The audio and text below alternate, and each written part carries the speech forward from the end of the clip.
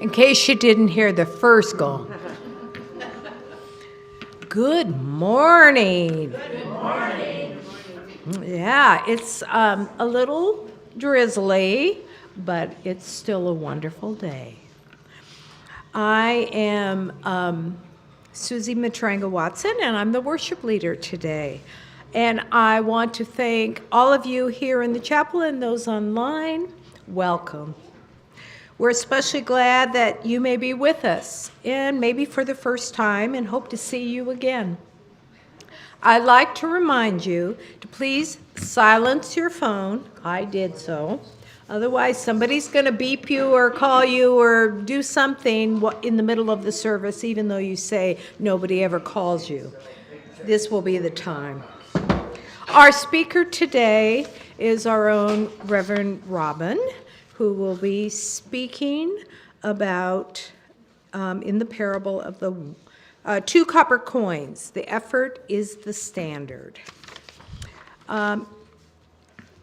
We say in our service a land acknowledgement. Eastrose Fellowship sits, see, there we go. Trying to silence it. Thank you, Jon, for showing us how it's done. Eastrose Fellowship sits on the occupied territory of the Clackamas Chinook people who were forcefully displaced from this land to the Grand Ronde Reservation in 1855.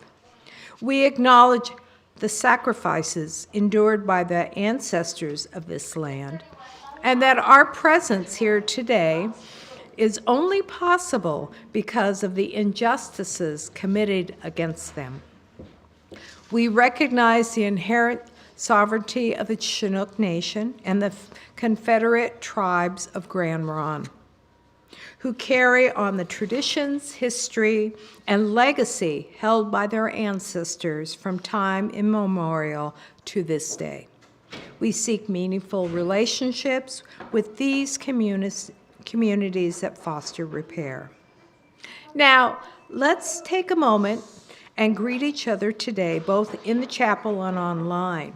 So please stand if you are willing and able. Turn around to the clock and wave at the people that are online. And then turn to your neighbors and say hello.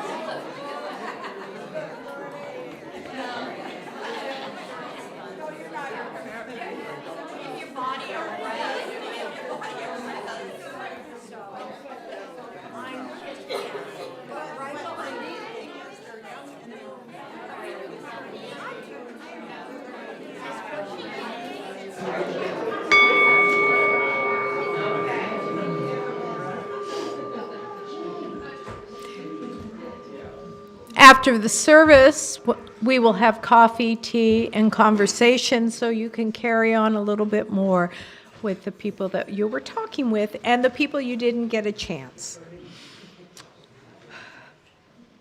This is a responsive call to worship, and I will be in the gold, and you will be in the white. To worship means to consider that has worth. Today we consider with gratitude the many gifts of this community. The opportunity to be affirmed in who we are and to offer that affirmation to others. The chance to stand up together to help remake the world in the ideal of justice. The freedom to choose one's own path to truth and to learn from the travelogues of others. The space to expand one's own spirit and to reconnect after busy or humdrum weeks with the sustaining truths of one's life. Regular reminders that we must see our world through the lens of love. So this morning, let's welcome all of these gifts with gratitude, for they have been paid for with many currencies. The blood of the martyrs who died so that we can be free in our religion. The sweat of those who persisted in justice's name against hostility and adversity. The tears of those who struggle to build better lives for those in this life. The questions of our children as they understand the world anew and offer their understanding to us as a fresh lens. The laughter and joy of those giddy with the embrace of community. The dollars and cents of those who gave what they could and then stretched a little more. The infinite small acts of service that make the parts greater than the whole, done by those who knew themselves in sympathy with our purposes. So today we consider with gratitude and humility what it means to pay forward what has been paid forward to us.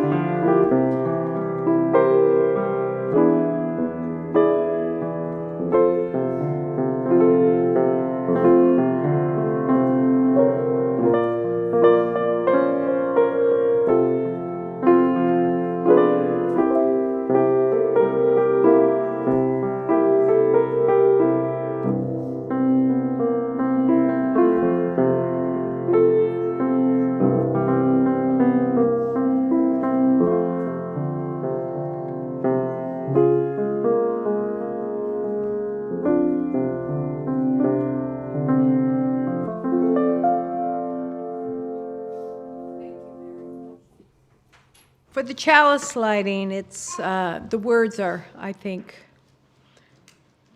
very important for us. If there ever was a time for a candle in the darkness, this would be it. Using your spark of faith, kindling the flame of love, igniting the light of peace, and feed the flame of justice.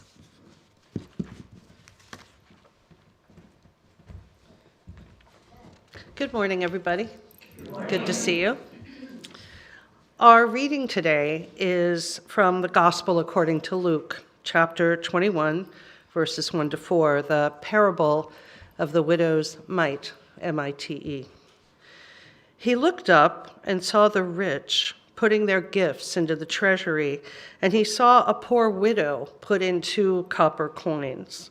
And he said, "Truly I tell you, this poor widow has put in more than all of them, for they all contributed out of their abundance, but she, out of her poverty, put in all the living that she had." Our opening hymn is number 8, "Blessed Spirit of My Life." Please rise as you are able. Number 86. Number 86. Number 86. Not 8, 86. Definitely a difference.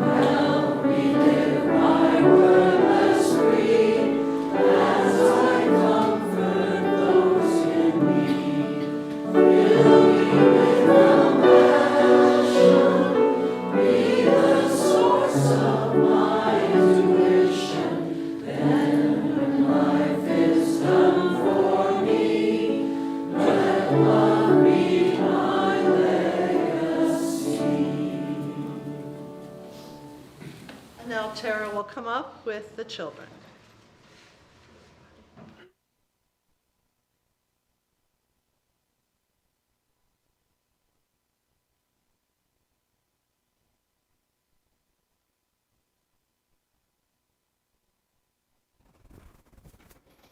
Good morning. Today we're wondering about generosity and what it means to give. Sometimes when we think about giving, we think about things like money, presents, or stuff we can give away. But today we're also thinking about giving in a different way, how we choose to give, and the care we bring to it. Today's story is called Benny's Pennies. Benny doesn't have very much, just a few coins, but he uses each one with care. Let's find out what happens. This is Benny's Pennies, written by Pat Brisson and illustrated by Bob Barner. Benny McBride had 5 new pennies. "What should I buy?" he asked. "Buy something beautiful," said his mom. "Buy something good to eat," said his brother. "Buy something nice to wear," said his sister. "Woof woof," said his dog. "Meow," said his cat. "Okay," Benny said, "I will." So Benny McBride, with 5 new pennies, strolled out in the morning sun. A woman was cutting roses. Her name was Mrs. Hill. "Will you sell me a rose?" asked Benny. "Will you sell me a rose for a penny?" "Yes, I will," said Mrs. Hill. Then Benny McBride, with 4 new pennies and a sweet-smelling rose, strolled on in the morning sun. A girl was baking cookies. Her name was Lucy May. "Will you sell me a cookie?" asked Benny.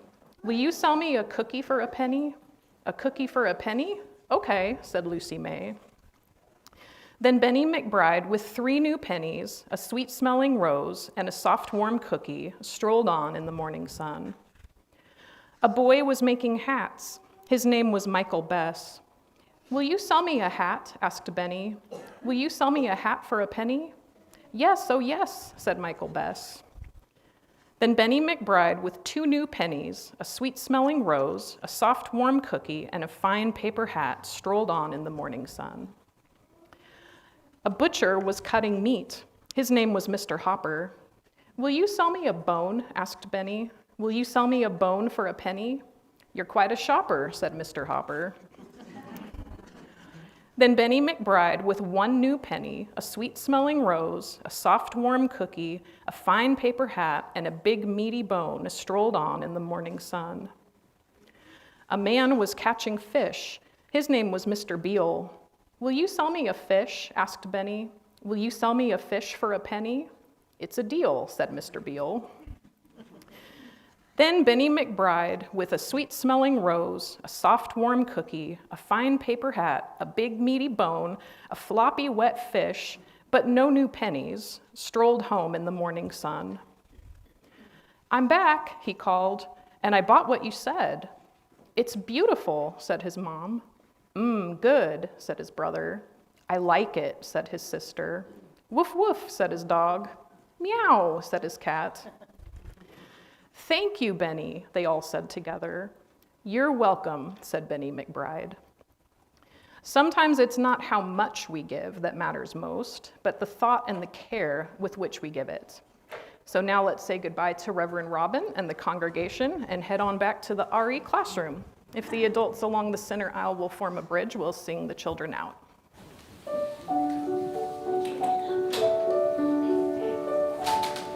We hold you in our love as you go, as you go. May your heart be at peace as you go. To nurture the spark of your precious life, we hold you in our love as you go.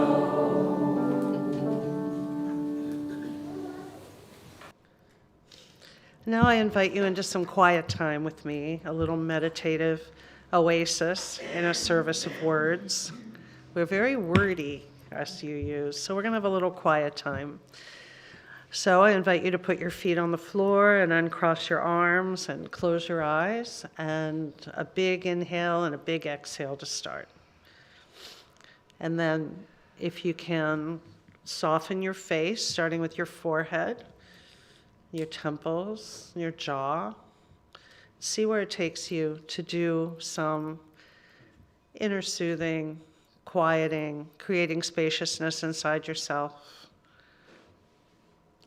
And then begin some intentional breathing. 4 beats in through your nose slowly, and 5 or 6 beats out through your mouth slowly in a steady rhythm. Again, creating spaciousness from the crown of your head to the soles of your feet, seeing where you're holding tension, where you need to open yourself, whether it's your mind, your throat, your heart, your gut, where you're grounded. And just breathe. 4 in, 5 or 6 out.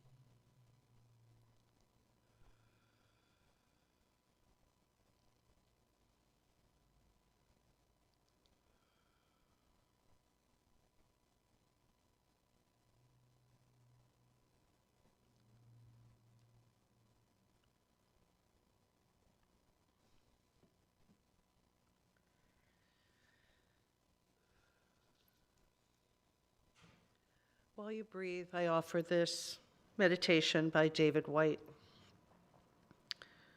Start close in. Don't take the second step or the third. Start with the first thing, close in, the step you don't want to take.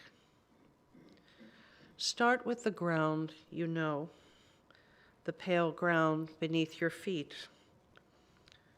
Start with your own question. Give up on other people's questions. Don't let them smother something simple. To find another's voice, follow your own voice. Wait until that voice becomes a private ear. Start right now.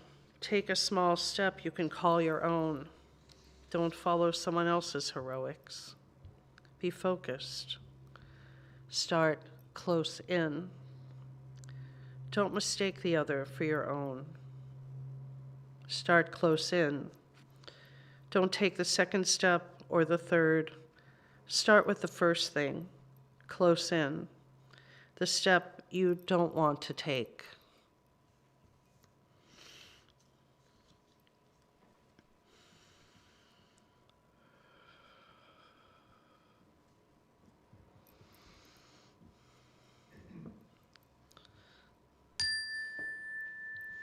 Slowly bring yourself out. Take a few more rounds of breathing in, breathing out. Drop your shoulders. And then a big exhale, just a release.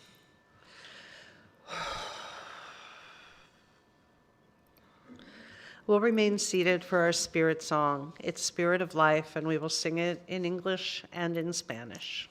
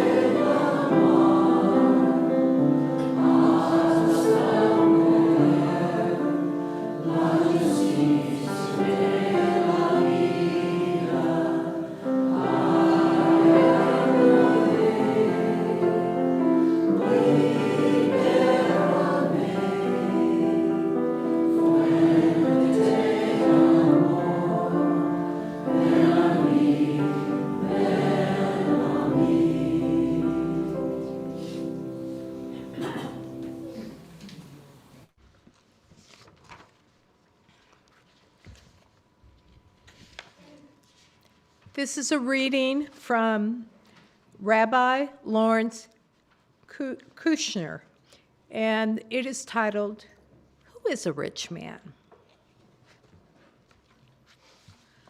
About 6 months after his first heart attack, Karen suggested that I take my father away overnight, just like he used to take me on fishing trips when I was a kid.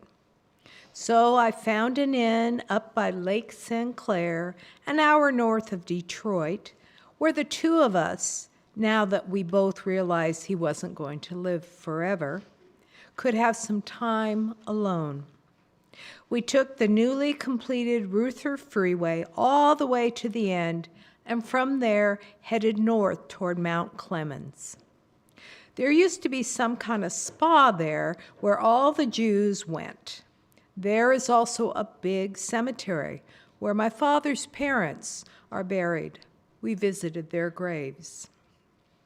After serving in the Navy during World War II, my dad got a job as a display artist and later as an appliance salesman for Sears and Roebuck.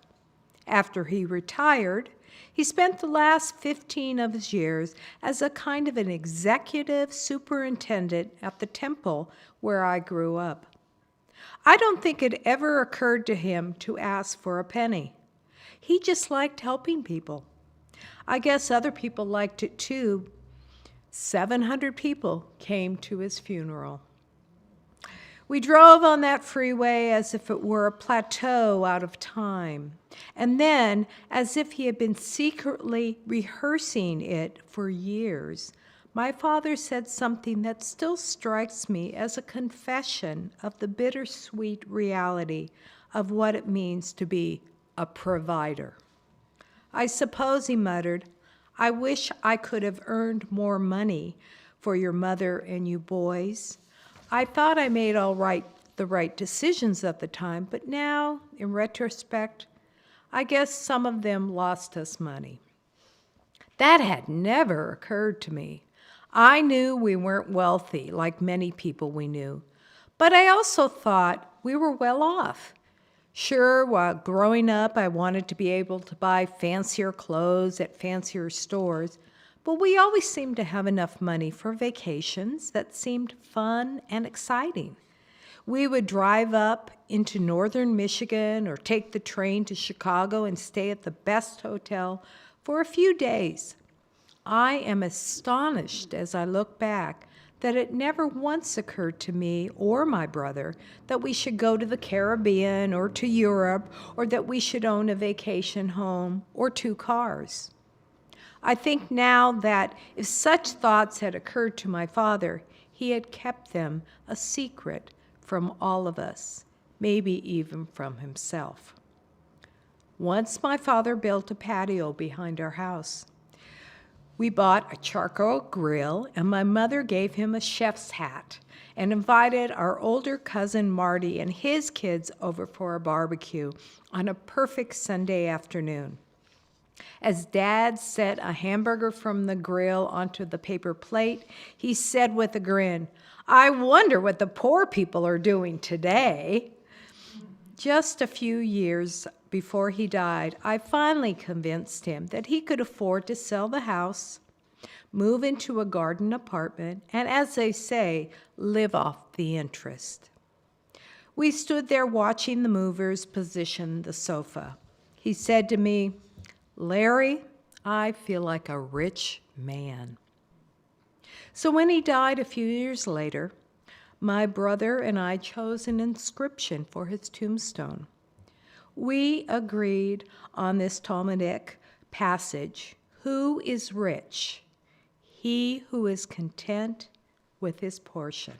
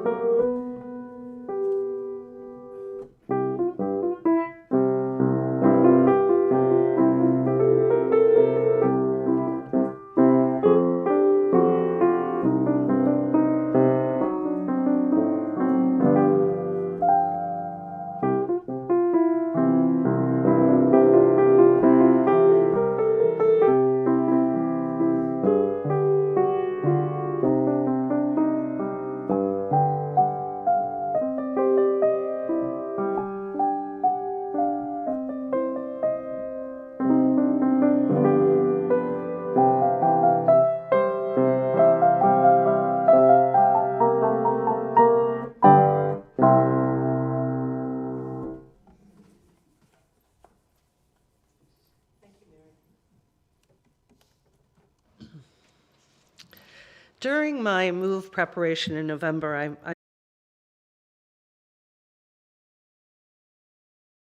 So I went the gratitude route, and my somewhat surreal experience led me to more deeply appreciate the effort of the woman in the parable of the widow's mite, a scriptural classic that's been sliced and diced every possibly theological way to expose its central message.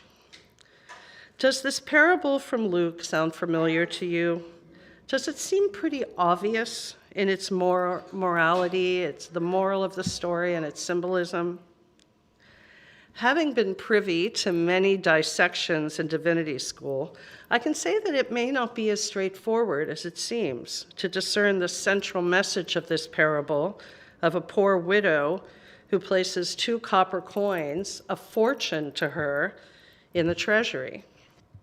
Well, let's consider the options. First, the coins she tossed in were probably leptons, the smallest Jewish copper coinage, basically a penny. So are we to take away an admonition to be generous, even in our poverty? Though that would be the obvious and satisfying conclusion, and not exclusively Christian by any means. Yes, we should try to be generous. But without looking very hard, we can find examples in most of the world religions. Zadok in Islam, Zadaka in Judaism, Dana in Buddhism. Perhaps when we reflect upon this parable, we're expected to consider the true rewards of faith greater than gold and silver. That's certainly a prevalent theme in the parables and in world religions too. Now, neither of these interpretations are time wasters. They make sense. However, I like Dr. Henry Everett's take on the tale. Henry was a parishioner of mine in Reading, Massachusetts in 2000. It was a long time ago. He was a kind, intellectually nimble man, a psychiatrist with a soul who loved to figure things out, including the parable of the widow's mite.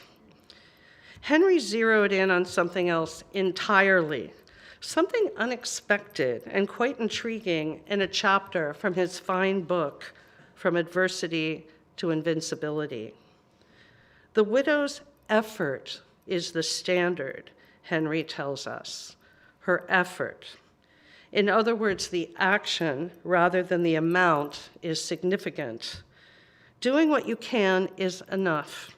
Do not compare your achievements with those of others. You can sensibly rate yourself only by how well you apply your available resources, mental, physical, economic, and social.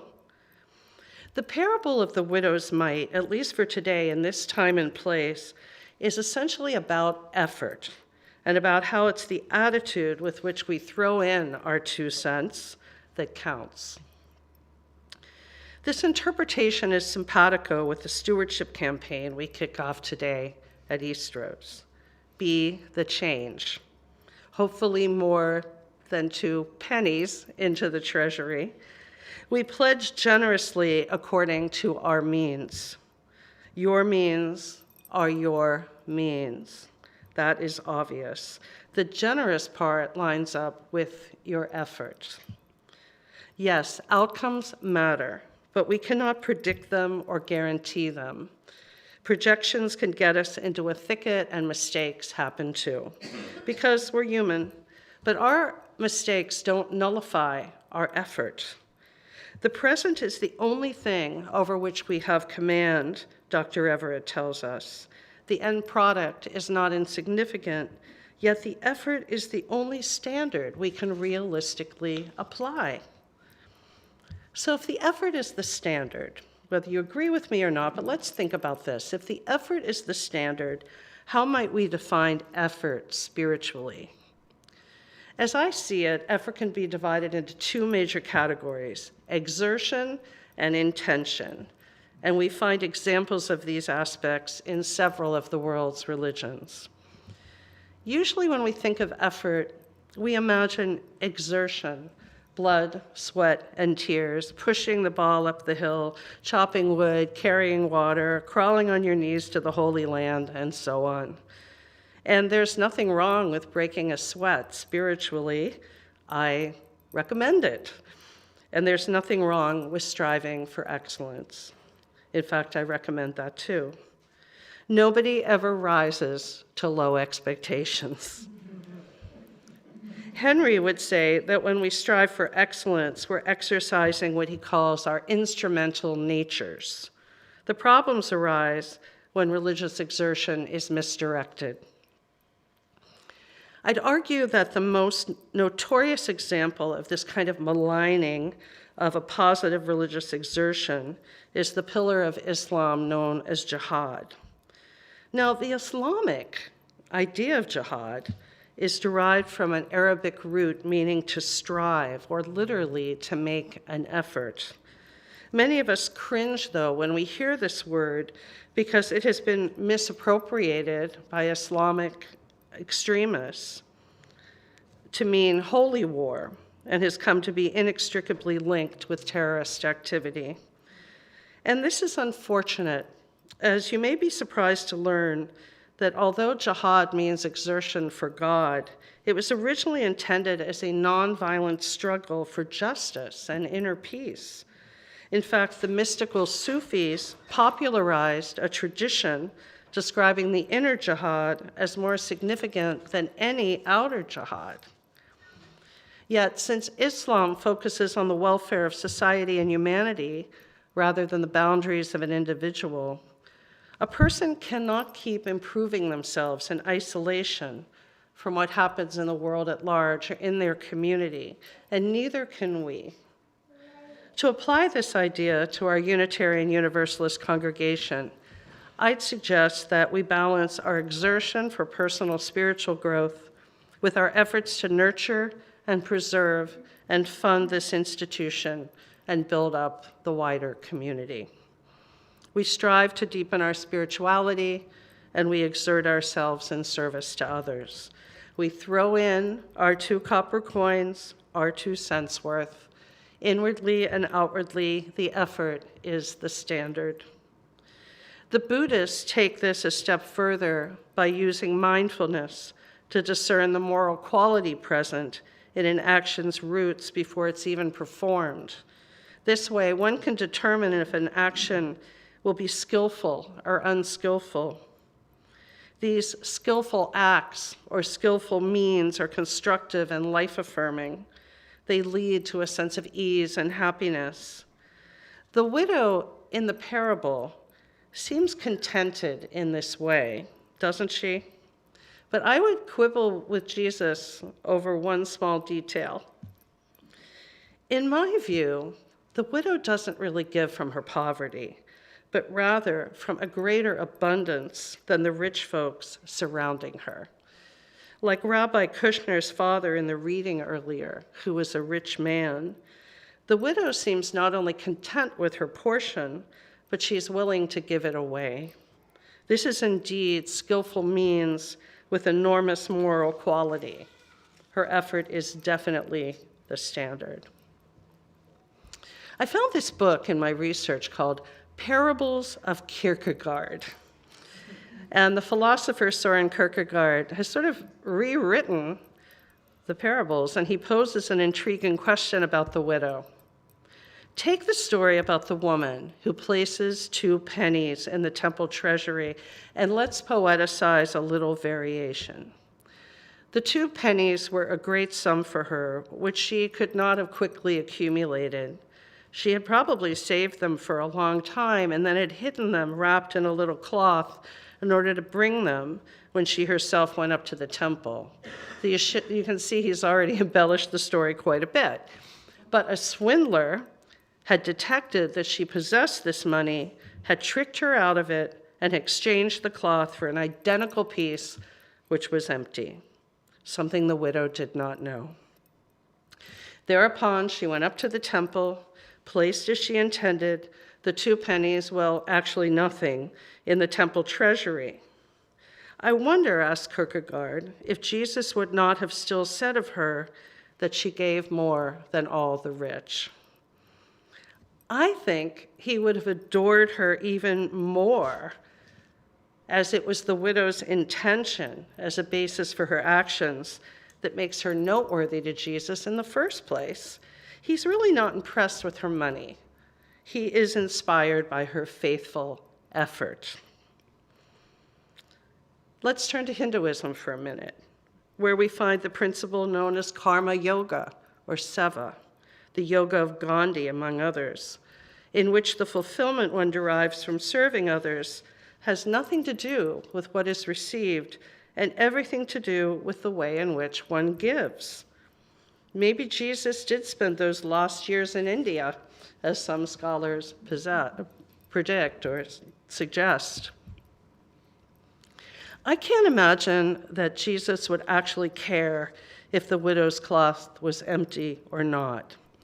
In fact, several scholars have noted that Jesus watched how the multitudes cast money into the treasury. He just isn't that interested in what they gave, but how they gave. Think of what we say to our children. Things like, it's the effort that matters. You get an A for effort. Mistakes are welcome here. Just do your best, dear. Jesus saw the attitude of the soul. The rich gave their leftovers. The widow gave herself. Her effort is the standard. Like Mother Teresa has said, don't look for spectacular actions. What is important is the gift of yourself. And this applies to us here at Eastrose as readily as it applies to the widow in the temple. Our stewardship campaign kicks off today. Will you toss in your portion? What gifts do you bring here to your relationships, to the world outside these walls? Are we stuck in scarcity thinking? If so, how might we share both the spirit and substance of abundance? The effort will be the standard in working through the transition. The effort will be the standard in staying the course as things change. Do you feel like a rich person beyond the face value of pennies? And what gifts might we be willing to receive in order to make us more alive with gratitude, like those unexpected, repetitious flowers on my doorstep? The effort is the standard. At times we give ourselves simply through being fully present. I once heard that 80% of life is just showing up, including showing up for the stewardship campaign. And that sounds about right to me. Yet with all the distractions, the to-do lists, the incessant traumas happening around us, the persistent hangover from the COVID pandemic, and the social media time drain, being intentionally mindful and present can be very challenging. You know, I mentioned this last week, I believe, that when prophets were called, when I was talking about Moses, they were called 3 times and they kept saying no, and then the 3rd time they finally said, Hineni, here I am, send me. When we are called to engage, to be present and intentional, to make an effort, we might be inclined to think, well, okay, maybe me, but just not now. I'm so busy, not when there's so much else I'm committed to. Have I said Hineni to the right things? Have you said Hineni to the right things? You need to listen for that call. Pick a passion. Figure out what's valuable in your life, places that are valuable, people that are valuable, and throw in your 2 cents worth. The effort is the standard. Dr. Everett tells us effort carries the risk of failure. That's why some people cannot bring themselves to make an effort in the first place. They want guaranteed results ahead of time. In other words, Hineni, here I am. And how does the story end? Or send me, but make sure to include a return ticket. We may be unwilling to undertake a jihad, an inner jihad for some cause, but we may want to know if it'll be worth it before we mount up.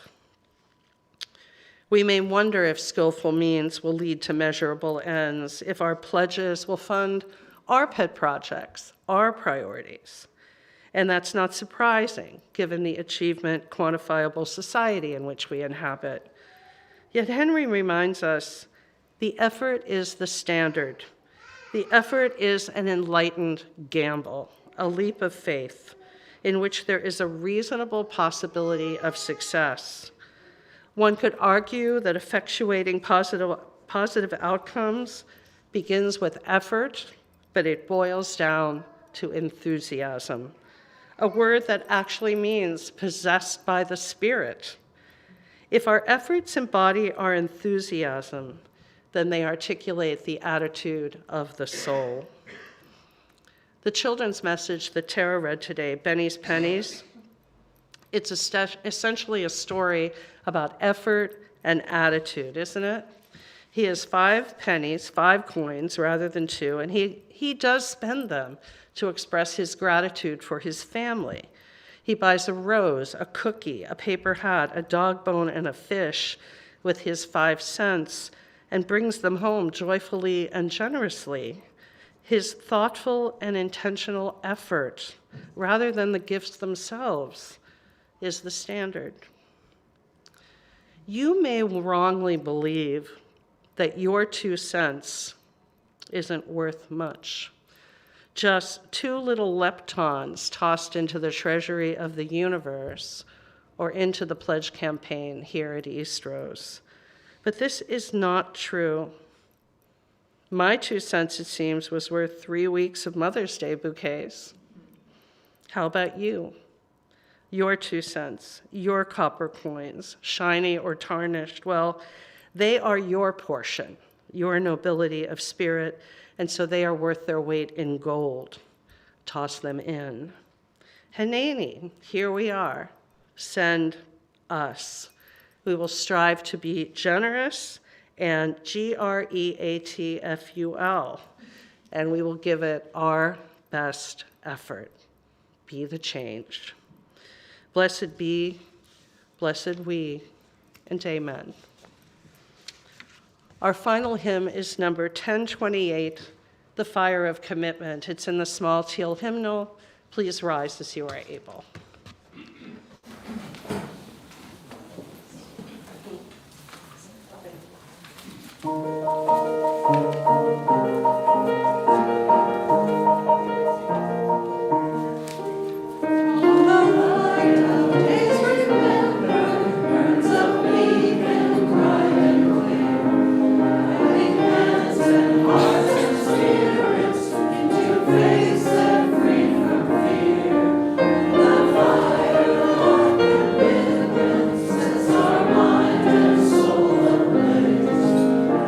Our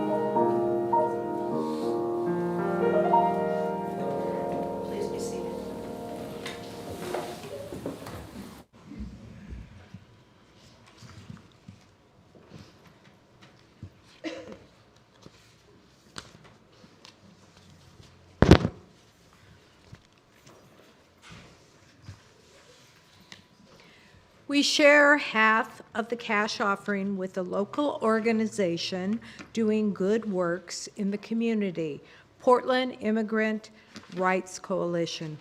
It is our Sharing the Bounty partner from March through August. They work to empower immigrants, unite families, and build a just community. PIRC maintains a hotline to report ICE activity, provides referrals to legal aid and social services, trains rapid response migrant watchers, and maintains a daily presence in the Portland Immigration Court and ICE building. If you are attending online, you may donate by visiting our website and clicking the donate button, or you may scan the QR code on the screen. If you are here for the first time, we invite you to let the basket pass and truly be our guest.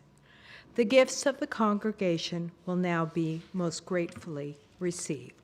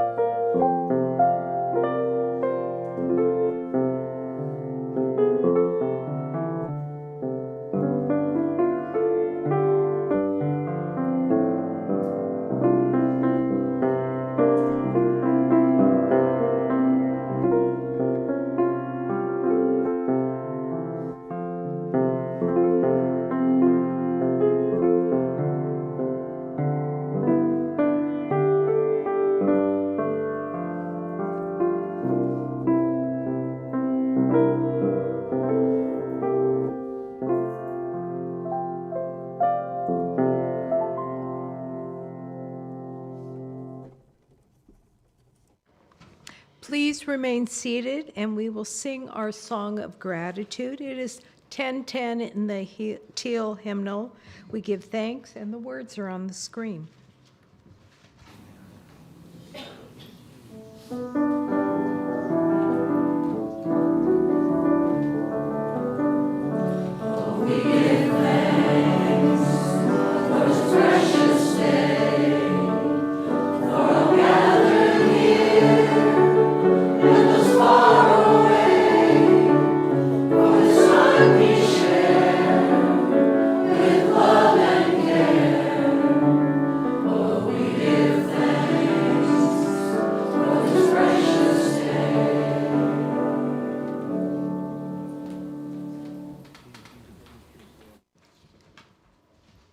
These words are from Eric Hepburn. We extinguish this flame to remind us love is at the center. As we explore and rest, engage and heal, love remains the center. When all we can see is cold ashes, love remains.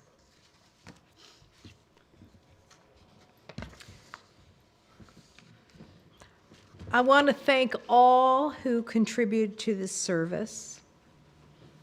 Music, wonderful words, AV, the greeters.